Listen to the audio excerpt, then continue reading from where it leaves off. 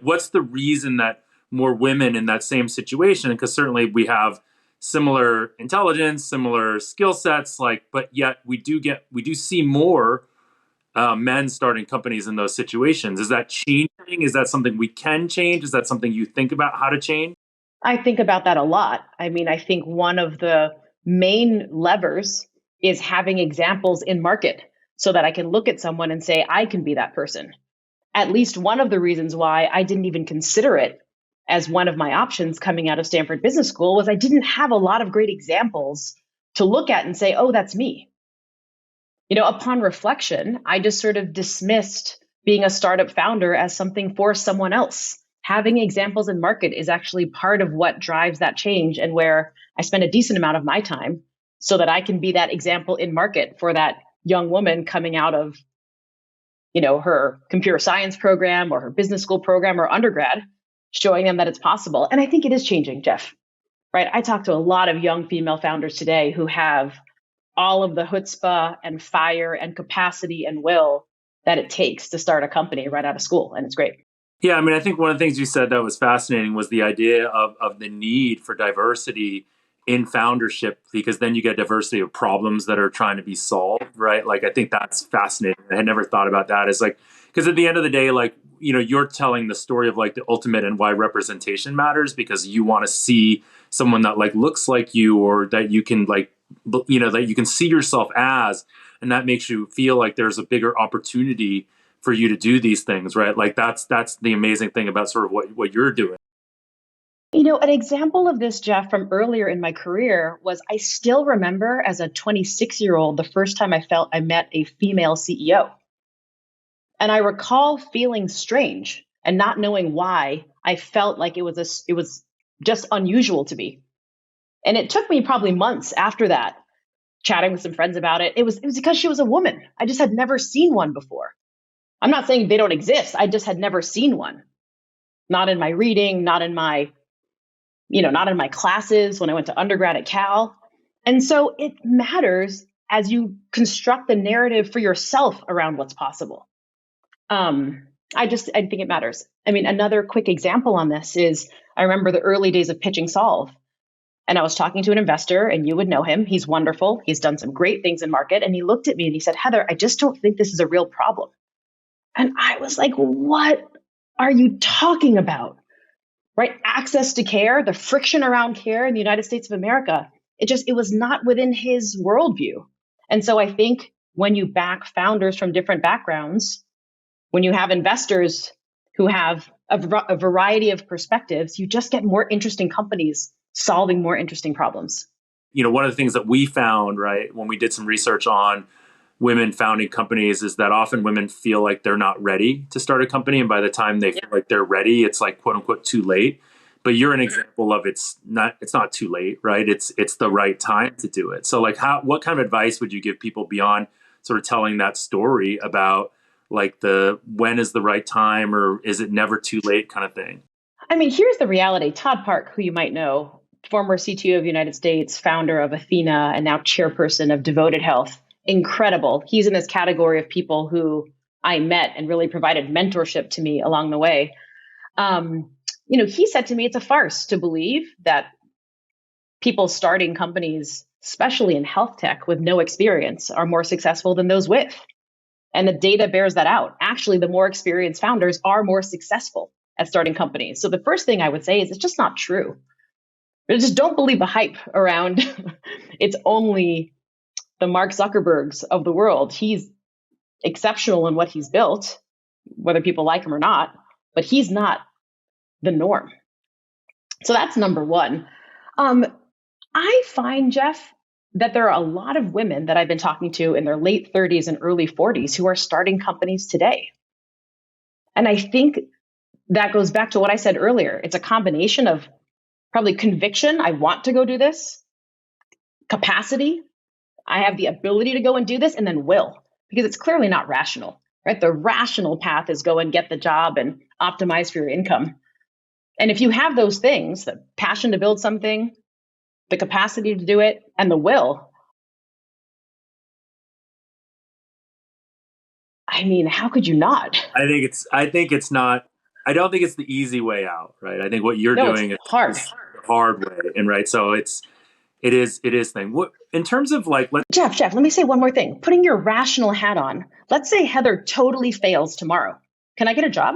yes, I can get a job so easily, right? And so this is where I actually think it's a rational hat to put on, which is if I'm going to go and take this journey, like, will people think Heather Fernandez is better now than I was 3 years ago or worse for having started Solv, raised the money, provided 22 million visits to care in 2021 alone? Like, my story is more compelling for having done it, not less compelling. do you think that that transfers to like an early, like someone early in their journey in their career? It's like like taking that shot early on. Like one of the reasons that you are infinitely employable is you've had a huge amount of success in your life already, right? So for someone that doesn't have that success, is that something that you can still fall back on that, or I mean, it's a different journey, right? I'm speaking as a woman in my 40s who started Solv at 40 years old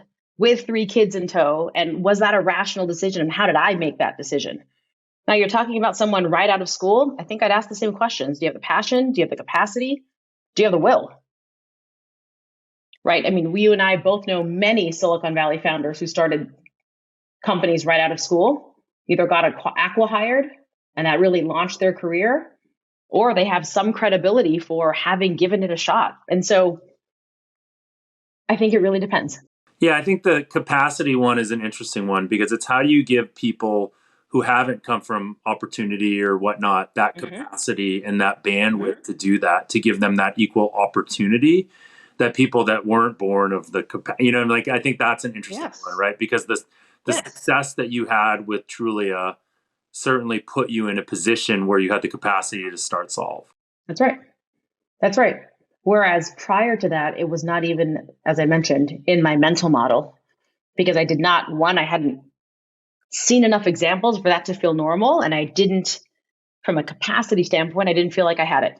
So we'd love to talk a little bit about, the idea of the challenges that, a female entrepreneur or female founder faces versus, obviously the male founder. What advice would you give? Or I guess one, what challenges do you think you faced based purely on gender? And hopefully maybe there were none, but I doubt that's true. And then two, what are some of the pieces of advice you would give to aspiring founders that female founders in terms of lessons that you learned that you were able to overcome? You think about venture capital, heavily male. You think about tech, heavily male. What I didn't realize is how male healthcare is. I thought about healthcare and you think about, it feels like it has a much heavier, more diverse group powering that industry. A quick story, there was a very large payer who invited 50 people to an event in San Francisco around JPM a few years ago. One of my investors was invited, couldn't attend, asked me to go in his place.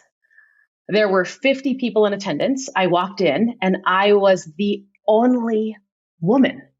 One, Jeff. One. Well, there are the servers. And then there were the 50 people in attendance, most of them older because they were executives within large healthcare organizations, and a handful of founders, all of whom were male. I am not easily intimidated, but I had to go to the restroom to actually gather myself because despite operating in very male circles for most of my career, I was really taken aback. And so I regrouped in the restroom. There was actually a server who was in there and looked at me and was like, you go, you got this, go. I regrouped in the restroom and I just thought, I've got to lean into it. It's my only option. I was wearing a turquoise dress, this room of dark blue suits, mostly older, entirely male. And I just leaned into it because I had no other choice, right? I leaned into my difference. And so when you ask, what's the advice? I guess the first thing I would say is it's okay to be taken aback. And sometimes you just need a beat to regroup. But when I realized I could leave, I could act like I'm a server, or I could lean into this moment. And I went all the way in. I was a novelty at that event. And so people were interested as a result. And then, of course, I couldn't help myself. And then everyone I engaged with, I said, did you notice I'm the only woman here? I probably asked that of 6 men, 0 noticed. So that would be my first piece of advice is like, yes, it is what it is. Yes, it's changing, but in certain circles, it's still heavily male dominated. It's okay to regroup and then lean into that. When you are in those scenarios, lean into the difference because I can't act like I'm one of them. I'm not. That's the first one. The second one as a female founder is actually more something that I see with a lot of female founders, which is, and I don't mean to overgeneralize, but in my experience, female founders tend to want to prove that I can do what I say I'm going to do, will tend to be more operational. And what that feels like from the investor perspective is too small. And so the advice that I'm often giving to female founders, because someone gave it to me, was you need to talk bigger.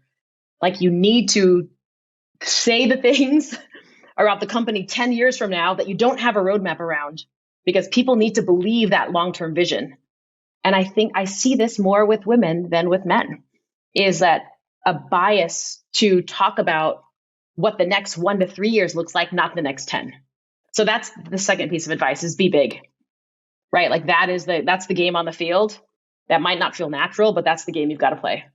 What's like to you the most important thing that you can do right now beyond, being present, being high visibility around what you're doing to sort of help change and level the playing field?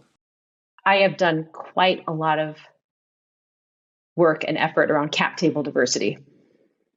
And so that's not something I can talk too much about now, but I think actually getting more women on cap tables actually enables more wealth creation, actually enables more diversity of founders and funders. And so when I think about, in addition to being that company, in addition to having a 50-50 male-female workforce, right, and elevating that and being the example, I do think a lot around how do you enable more cap table diversity for the best companies that exist in market? Because people are talking about it. There's a lot of momentum around it. And now we just need to make it more real. Take it from like words and promises to real action.